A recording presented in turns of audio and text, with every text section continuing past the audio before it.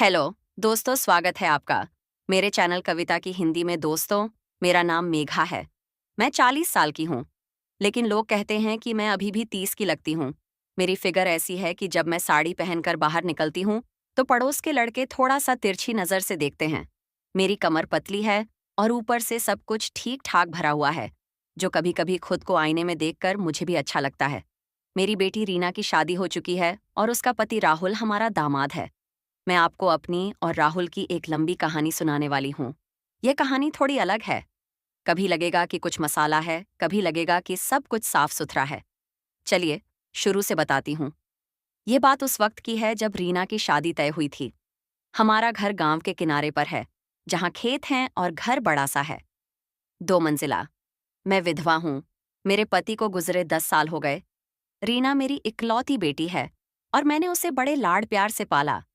राहुल शहर से था, अच्छी नौकरी करता था, कंप्यूटर का काम। जब वो पहली बार घर आया, रिश्ता देखने तो मैंने उसे गौर से देखा। लंबा, गोरा और आंखों में एक चमक। वो मुझे देखकर मुस्कुराया और बोला, आंटी, आपकी चाय बहुत टेस्टी है। मैंने हंसकर कहा, बेटा ये तो बस शुरू है, आगे देखना कितना स्वाद आएगा। वो थोड़ा सा शर्मा गया, लेकिन मैंने सोचा, अच्छा लड़का है। शादी हो गई। रीना और राहुल शहर चले गए, लेकिन हर हफ्ते आते थे। एक दिन रीना ने फोन किया, माँ, राहुल का ट्रांसफर गांव के पास हो गया है।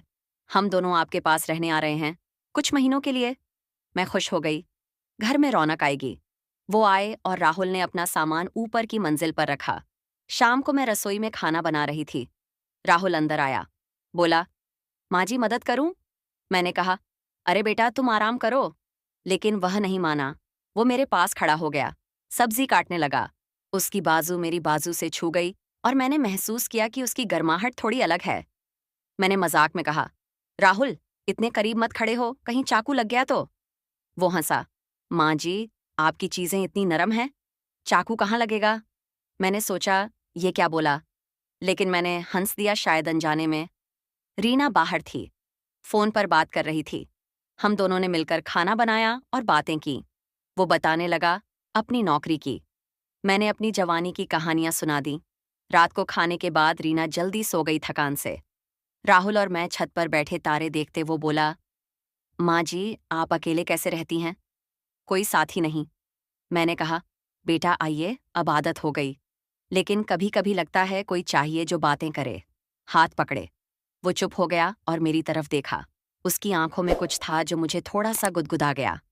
लेकिन मैंने सोचा, यह तो बस दामाद है। अगले दिन सुबह राहुल ऑफिस चला गया। मैं घर का काम कर रही थी। शाम को वो लौटा और बोला, माँ जी, आज मैंने आपके लिए कुछ लाया। उसने एक पैकेट दिया। एक साड़ी थी, लाल रंग की, पतली। मैंने कहा, ये क्यों? वो बोला, बस आप पर अच्छी लगेगी, पहनकर दिखाओ ना। रीना हंस रही थी। हाँ माँ, पहनो। मैं कमरे में गई, साड़ी पहनी। बाहर आई तो राहुल की आंखें चमक गईं।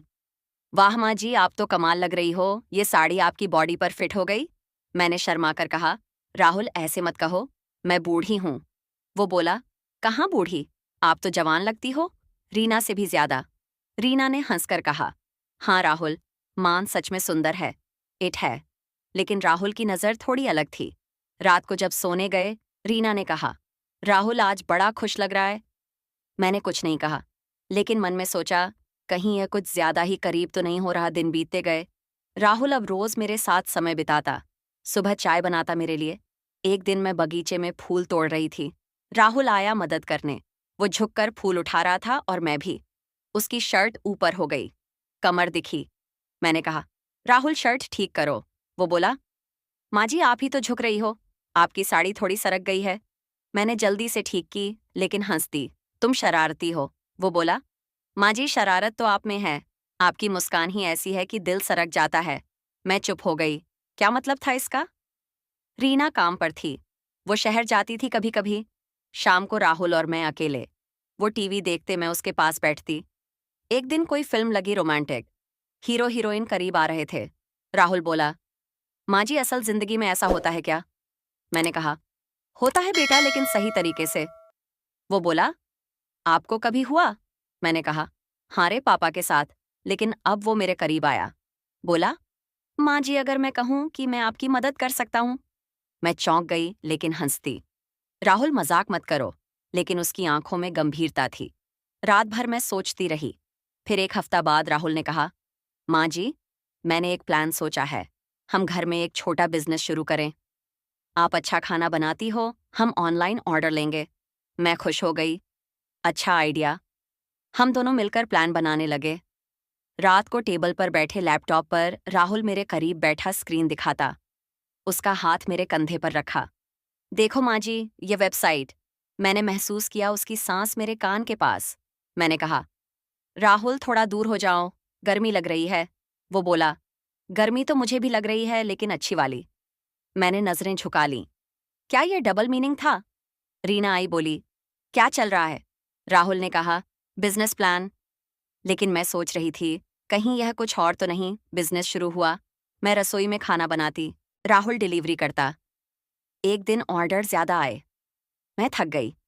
राहुल बोला, माँ जी, मैं मसाज कर दूं? मैंने कहा, नहीं बेटा, लेकिन वो नहीं माना। वो मेरे पैर दबाने लगा। उसकी उंगलियां मेरी त्वचा पर थोड़ी दबाव। मैंने कहा, राहुल बस करो। वो बोला, माँ जी, आपकी स्किन इतनी सॉफ्ट है, दबाने में मजा आ रहा है। मैं चौंक गई। मजा? लेकिन मैंने कुछ नहीं कहा। रीना देख रही थी, हंस रही थी। राहुल, माँ को आराम दो, लेकिन मन में सस्पेंस था। कहीं राहुल का इरादा कुछ और तो नहीं? दिन गुजरते हमारा बिजनेस चल पड़ा। राहुल अब मेरे साथ ज्यादा समय बिताता। एक रात रीना की तबीयत खराब थी। वो जल्दी सो गई। राहुल और मैं किचन में सफाई कर रहे थे। वो मेरे पीछे खड़ा बर्तन धोने में मदद। उसका शरीर मेरे से सटा। मैंने कहा, राहुल जगह दो। वो बोला, माँ जी जगह तो है, लेकिन करीब रहने में कुछ और ही फील है। मैं पलटी, उसकी आंखों में देखा। वो करीब आया, जैसे कुछ कहना चाहता हो। मेरा दिल धड़क रहा था। क्या अब कुछ होगा? लेकिन तभी रीना की आवाज आई, राहुल। वो चला गया। मैं राहत की सांस ली, लेकिन सोच रही थी, यह क्या चल रहा है? अगले दिन राहुल ने कहा, माँ जी, आज हम मार्केट नहीं जाएंगे, बल्कि घर पर ही कुछ नया ट्राई करेंगे। मैंने पूछा, क्या? वो बोला, एक नई रेसिपी, आप और मैं मिलकर। हम किचन में गए। वो सामान निकालता, मैं काटती। उसने कहा, माँ जी, ये मसाले डालो, स्वाद बढ़ेगा। मैंने डाला। वो छका बोला, वाह, आपकी उंगलियों का जादू है। मैं हंसी। राहुल, तुम्हारी तारीफें। वह बोला, सच माँ जी, आप में वो बात है जो रीना में नहीं। मैं चुप। क्या मतलब? शाम को रीना आई, हमने खाया। लेकिन राहुल की नजरें मुझ पर। रात को वो छत पर बुलाया, माँ जी आओ ना, मैं गई। तारे देखते वो बोला, मैं आपसे कुछ कहना चाहता हूँ। मेरा दिल तेज। क्या? वो बोला, आप बहुत स्पेशल हो। मैं आपको। तभी बारिश की बूंद गिरी। नहीं, बारिश नहीं, बस हवा। वो रुक गया। कल बताऊंगा। सस्पेंस बढ़ गया। फिर बिजनेस में एक प्रॉब्लम आई। एक कस्टमर ने शिकायत की। राहुल परेशान। मैंने कहा, बेटा मैं हूं ना। हम मिलकर सॉल्व किया। उस रात वो मेरे कमरे के बाहर खड़ा, माँ जी नींद नहीं आ रही, बात करूं। मैंने दरवाजा खोला। वो अंदर आया। बैठे बातें की। वो बोला, आपके बिना मैं क्या करूंगा? मैंने कहा, राहुल, रीना है ना। वो बोला, लेकिन आप अलग हो। आपकी बॉडी, मतलब आपकी एनर्जी डबल मीनिंग। मैंने कहा, सो जाओ। लेकिन वो मेरे करीब बैठा रहा, हाथ मेरे हाथ पर गर्माहट। लेकिन कुछ नहीं हुआ। वो चला गया। महीने बीतते हमारा बिजनेस बड़ा हो गया राहुल। अब मुझे मेघा कहने लगा, कभी कभी मजाक में रीना हंसती। एक दिन हम घर की छत पर नया गार्डन बना रहे थे। राहुल सीढ़ी पर चढ़ पड़ा। मैं नीचे से पकड़े। वो बोला, माँ जी नीचे से देखो, मैं ऊपर हूं। मैंने कहा, सावधान रहो। वो नीचे उतरा, मेरे करीब, पसीने से भीगा। माँ जी आपका स्पर्श चाहिए। मैंने कहा, क्या? वो बोला, मतलब मदद। लेकिन आंखें कुछ और कह रही थीं। शाम को रीना बाहर गई। राहुल और मैं अकेले। वो बोला, एस मैं आपको एक सीक्रेट बताऊंगा। मैं उत्सुक। क्या? वो करीब आया। मैं आपको पसंद करता हूं। लेकिन तभी दरवाजे की घंटी बजी। रीना आई। एक दिन राहुल ने कहा, माँ जी हम एक ट्रिप प्लान करें। नहीं, घूमने नहीं, बल्कि बिजनेस के लिए शहर। मैंने कहा, रीना को ले चलो। वो बोला, नहीं, आप और मैं। रीना बोली, हाँ माँ जाओ। हम गए ट्रेन में, साइड बर्थ। राहुल नीचे, मैं ऊपर। रात को ट्रेन हिल रही थी। राहुल बोला, माँ जी डर लग रहा है। मैंने कहा, नहीं। वो बोला, आओ नीचे, मैं पकड़ लूंगा। मैं हंसी, लेकिन नीचे नहीं आई। शहर पहुंचे, मीटिंग की। होटल में एक रूम। राहुल बोला, माँ जी बेड बड़ा है। मैंने कहा, सो जाओ। रात को वो करवट बदलता। मैं जागी। वो बोला, माँ जी आपकी सांसें सुनाई दे रही हैं। मैं चुप, सुबह सब नॉर्मल, लेकिन सस्पेंस था वापस आए। बिजनेस और अच्छा चला। राहुल अब मेरे साथ हर बात शेयर करता। एक रात रीना सो गई। राहुल आया। माँ जी, मैं आपको मिस करता हूँ जब दूर होता हूँ। मैंने कहा क्यों? वो बोला, आपकी वो मुस्कान, वो फिगर, मतलब आपकी पर्सनालिटी। मैंने कहा राहुल सावधान।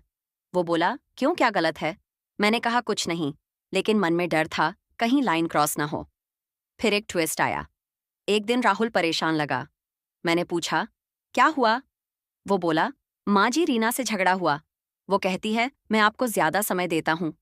मैं चौंक गई। ऐसा क्यों? वो बोला, क्योंकि आप मेरी माँ जैसी हो, लेकिन ज्यादा। मैं आपको माँ से ज्यादा देखता हूँ। मैंने कहा, अब बेटा रीना से बात करो। लेकिन वो रोने लगा। मैंने उसे गले लगाया। उसका सिर मेरे कंधे पर, गर्माहट, लेकिन मातृत्व की। वो बोला, माँ जी, आप मेरी रियल माँ नहीं हो, लेकिन आपने मुझे वो प्यार दिया जो मेरी माँ नहीं दे सकी। मेरी माँ बचपन में गुजर गई। मैं समझ गई, सारा सस्पेंस क्लियर। वो मुझे माँ मानता था, लेकिन शब्दों में डबल मीनिंग निकल आते थे, क्योंकि वह भावुक था। हमने बात की। मैंने रीना को समझाया। राहुल ने कहा, माँ जी, आपकी वजह से मेरा जीवन बदला। बिजनेस सफल, घर खुश। हम तीनों मिलकर आगे बढ़े। बिजनेस बड़ा हुआ। हमने गांव में और लोगों को जॉब दी। राहुल का पापा बनने वाला था। अंत में सब अच्छा, लेकिन वो शुरू का मसाला, वह सस्पेंस, सब एक सबक था कि रिश्ते में प्यार कई रूपों में होता है। कुछ लोग सोचने वाले भी समझ गए कि असल में कितना प्यारा रिश्ता था। दोस्तों, इसी तरह की कहानी सुनने के लिए चैनल सब्सक्राइब करें, साथ ही घंटी भी दबाएं। नमस्कार दोस्तों।